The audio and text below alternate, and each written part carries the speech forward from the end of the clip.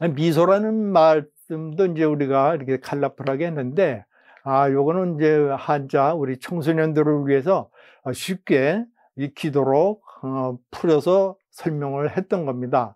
그래서 자글미는 많은 사람이 산 아래에 모여서 칼과 갈고리를 들고 힘쓰다가 힘쓰지만 멀리서 보면 아주 작게 보인다는 얘기가 되겠어요. 그리고 소는, 웃음소는 책을 의미하는 대죽과 어릴 요자의 합으로 어린아이가 책을 열심히 보면 기대가 저절로 커서 웃음이 난다 하는 뜻이에요. 부모님들이나 할아버지 할머니들이 우리 손주들이 책을 열심히 보면 아이고 귀여운 내 자식하고 칭찬하면서 장래를 기대하는 그때 미소가 참 미소라는 말씀을 이렇게 미소 웃음소자에 넣은 겁니다.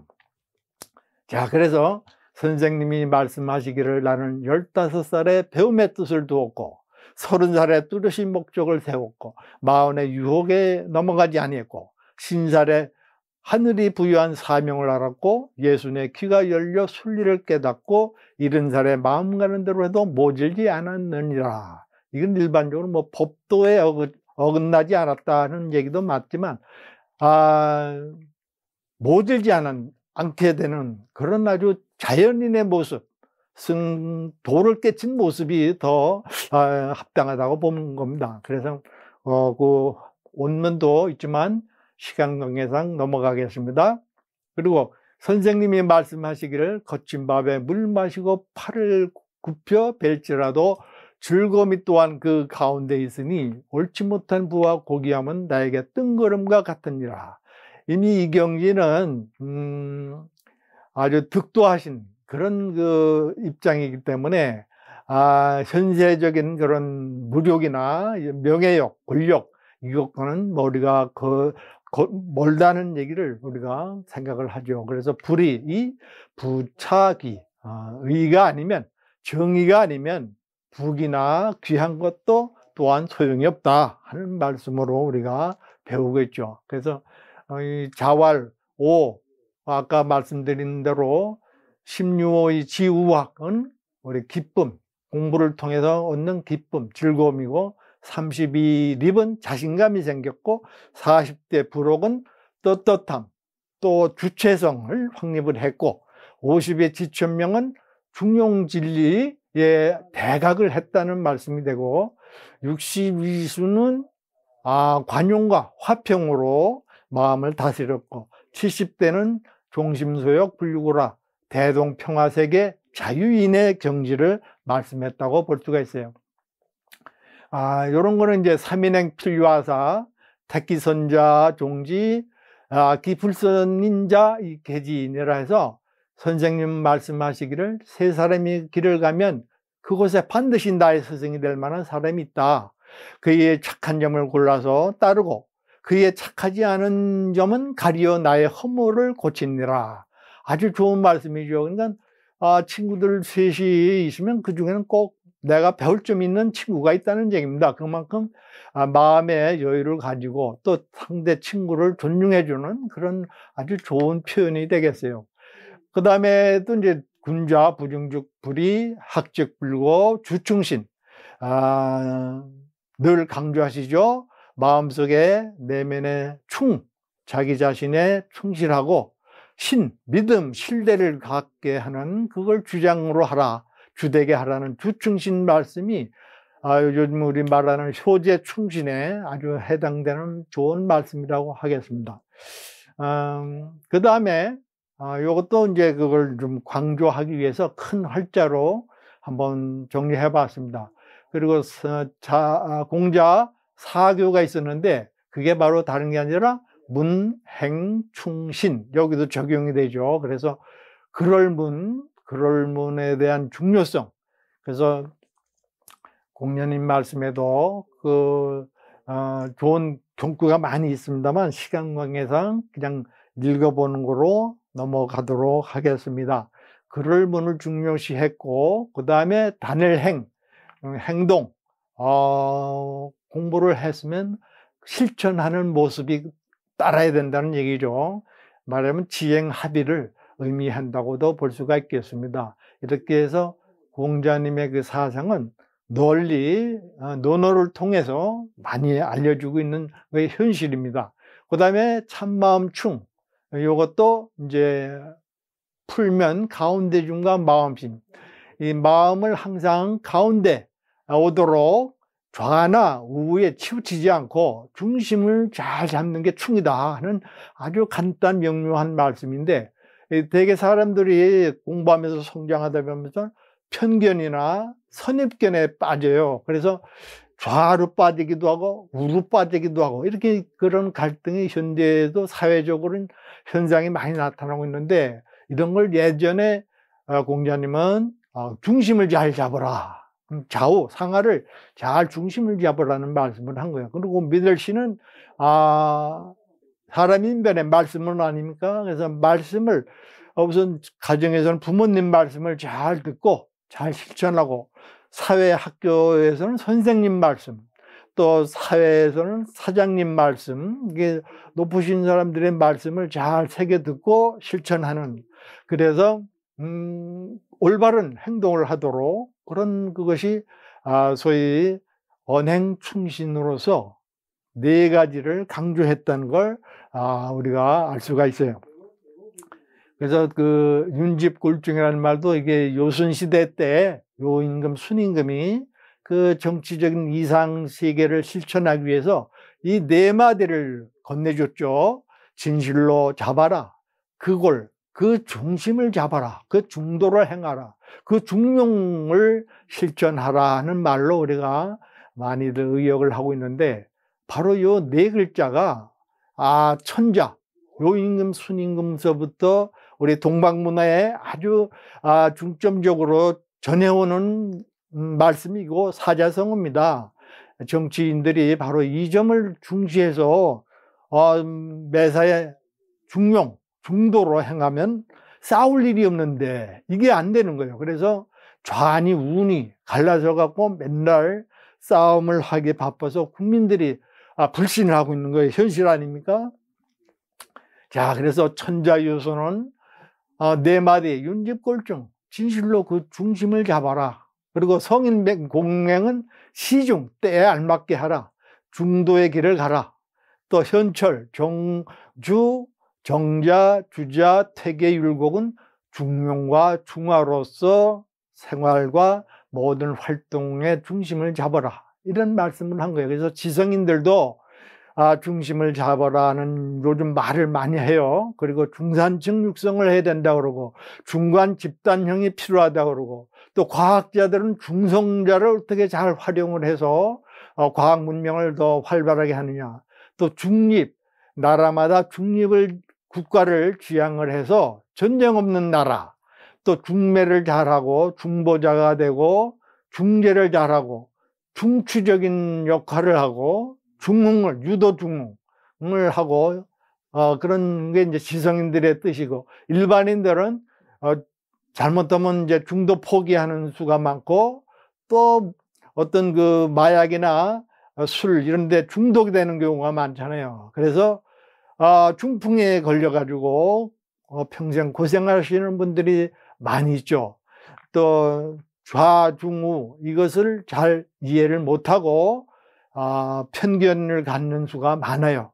그러니까 이런 분들을 위해서라도 우리 지성인들이 이 성현의 말씀, 그 중도 시중 말씀을 우리가 보급을 해서 널리 홍보를 해서 다 같이 안전한 삶을 살 수 있도록 하면 좋겠다는 얘기입니다. 그래서 중용 제1장에 보면은 희노애락지 미발 위지중요, 발익의 중절이 위지화락, 중화의 자세한 말씀이 나와요. 우리가 살다 보면 기쁘고 성내고 슬퍼하고 즐거울 때 그 미발, 아직 바라지 않은 상태가 중이라는 얘기예요. 바로 굉장히 어떤 표현이, 의사나 생각이 나타나지 않는 그런 아주 순수한 그런 경지가 다들 있는 거죠. 근데 이게 발해가지고 잘못하면 그냥 성급한 판단을 하거나 그냥 또 지나치게 기뻐하거나 또 과도하게 화를 내거나 또 아주 슬픔에 빠져서 정신을 잃거나 이런 거는 좋지 않다는 얘기예요. 그래서 바르게 중도에 맞게끔 알맞게 발휘를 했을 때 그게 바로 화다. 화목한 분위기, 화기가 된다는 얘기죠. 그래서 중요하지 않은 천하지 대본이라고 했어요. 중이라고 해서 천하의 대본, 그냥 근본이 아니라 천하의 가장 큰 근본이라고 했고, 화라는 것은 천하지 달도, 도에 도달하는 것이다. 그러니까 도인의 경지를 말하는 거죠. 이렇게 해서 아주 중용책에 천명서부터 이 중하까지 잘 설명이 되어 있습니다. 그래서 우리가 평소에 이 중용책을 가까이 하시면은 우리 마음을 잘 다스릴 수가 있어요. 그래서 크게 활자로 해서 중요한 천하지 대본, 천자, 요순, 윤리꼴중으로서 우리에게 전해줬고, 화라는 건 천하지 달도야, 일반국민, 화기만당, 가화만사성, 이런 건 많이 쓰잖아요. 또 알고. 근데 이걸 어떻게 유지하느냐, 요게 이제 문제죠. 자, 그래서 우리 이 땅에 평화를 이룰 수 있는 방법도 마음의 화평이 있어야 평화가 되는 거 아닙니까? 국가적으로. 이 마음의 평화가 없으면 늘상 트집 잡고 싸우려고 그러고 상대를 비난하고 힐난하고, 그래서 이게 이제 서로 갈등, 대립이 되는 거 아닙니까? 근데 이런 걸 대학에서도 명명덕, 친민, 지어지선이라고 표현해서 그 방법을 자세히 알려주고 있습니다. 그리고 군자는 화의부동, 화목하게 서로 유대관계를 하고 또 같지 않다, 다르다 이 말이에요. 근데 이게 다르지 않은 걸 모르고 틀리다, 상대방은 무조건 틀리다고 보는 데에서 이제 병폐가 생기는 거죠. 그러니까 갈등이 생기는 거예요, 서로. 소위는 같은데 화목하지 않다 이 말이에요. 뒷담화치거나 욕을 하거나 비난하는 그런 사람들이 이제 소인의 형태라고 아주 구분을 지어놨어요.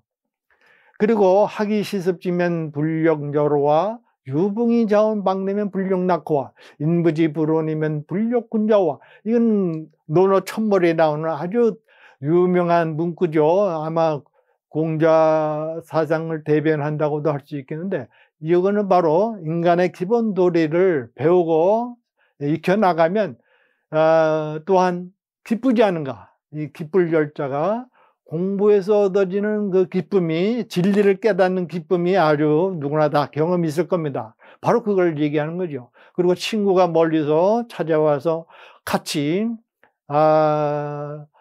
옛날 얘기도 하고 또 앞으로 미래뿐도 얘기하면서 서로 즐거움을 공유하는 거죠.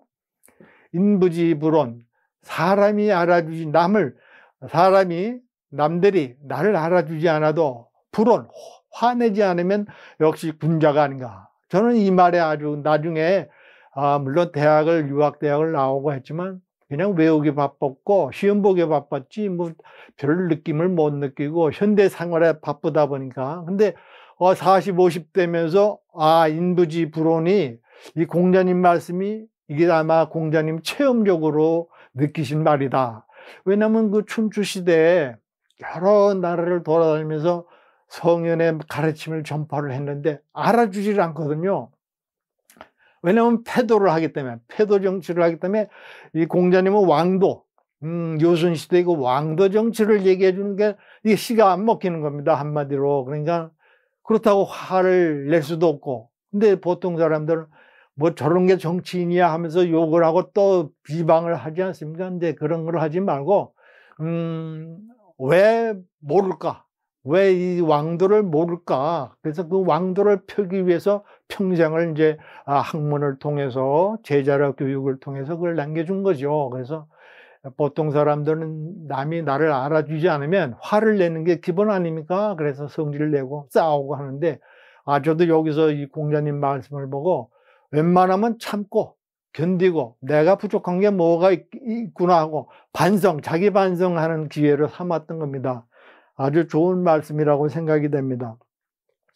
자, 그래서 군자는 화이부동하고 소인은 동의불화하니라 하고, 이 탕평비, 우리 성균관 입구에 보면 영조 종조 때 그 탕평책을 쓴 정도 임금이 쓰신 그 비문이 있는데, 바로 주의불비, 비주부주라고 표현은 다르지만 같은 뜻으로 군자와 소인을 구분해 가지고, 군자는 공인이고 소인은 사인이다 하는 걸 분명히 밝혀서 군자가 가능한 되도록 힘쓰라는 말씀을 우리가 하고 있어요. 그리고 동고동락, 이거는 이제 맹자님 말씀이죠. 공자님의 여민락을, 그 음악을 좋아하셔서 여민락을 많이 강조하시니까 그 후대 맹자는 동고동락이라는 표현으로서 같이 고생하고 같이 즐기는 여민동락의 의미를 이렇게 또 사자성어로 표현을 해서 우리 대학에도 있잖아요. 친민, 백성과 가까이 지려면 동고동락의 의미를 실천하면 된다는 말씀이 되겠어요. 자, 그리고 극기복례 위인이다 하는 것은 바로 논어안연편에 나오죠. 안자, 수제자인 안자가 인이 뭡니까 물어봤을 때 극기하고 예로 밟아가는 것이 어짐인이다 하는 말씀을 했어요. 그리고 그 맹자는 인자는 무적이다, 어진 사람은 적할 리가 없다, 이렇게 해서 그 공자 맹자의 그 어질인자는 일반 사람들과의 관계를 넘어서서 천지인, 천도와 지도와 인도를 하나로 조화시켜서 깨달은 그런 의미의 어질인으로 우리가 이해를 할 때 좀 더 깊은 인을 생각을 하고, 그렇게 함으로 인해서 극기가 되고 자기의 존재에 대한 아집, 고집 이런 걸 버리고 두루 공동체의 삶에서 나의 존재가 무엇을 할 것인가를 생각할 수 있는, 그래서 예로 밟아나가서 상대를 존중해주고 하는 것이 바로 예의 정신으로서 우리 동방문화에 널리 퍼졌기 때문에 우리 한국은 특히 조선시대 전후로 해서 동방예의지국이라는 칭송을 들었지 않습니까? 근데 그런 문화가 전통이 있기 때문에 앞으로도 지구촌 시대, 이 세계로 나아갔을 때도 우리 한국의 정체성을 바로 표현하려면 극기복례 위인, 인자무적의 정신을 가지고 우리가 생활을 하다 보면은 외부 사람들과 같이 공감대를 형성할 수 있고 많은 정신적인 감화를 줄 수 있다는 그런 희망을 우리가 여기서 생각을 해볼 수 있습니다. 자, 그래서 만세사표라는 이 베트남의 이 공자님을 모시는 문묘에도 바로 베트남에도 이게 만세사표라는 그런 칭송의 현판을 걸고 석전을 모시고 있다는 겁니다. 그러니까 우리 한국에서는 오랫동안 그런 석전을 지낸 전통이 있지만 중국은 공산당 정부가 들어오면서 이제 폐지를 해가지고 한 50여 년 이상 금하다가 1990년대에 우리 한국에 와서 대성전 석전 모시는 걸 보고 배워갔습니다. 그만큼 우리는 깊은 문화와 전통을 우리는 고수하고 있다는, 전통의 우리는 한국이라는 그런 이미지가 살아있기 때문에 앞으로도 세계로 뻗어나갈 때 이 석전 행사와 같은 좋은 본보기를 가지고 세계인들에게 감화를 줄 수 있다는 가능성이 있다는 겁니다. 자, 그리고 이것으로서 우리 미소, 천사, 공자님에 대한 1강을 모두 마치겠습니다. 감사합니다.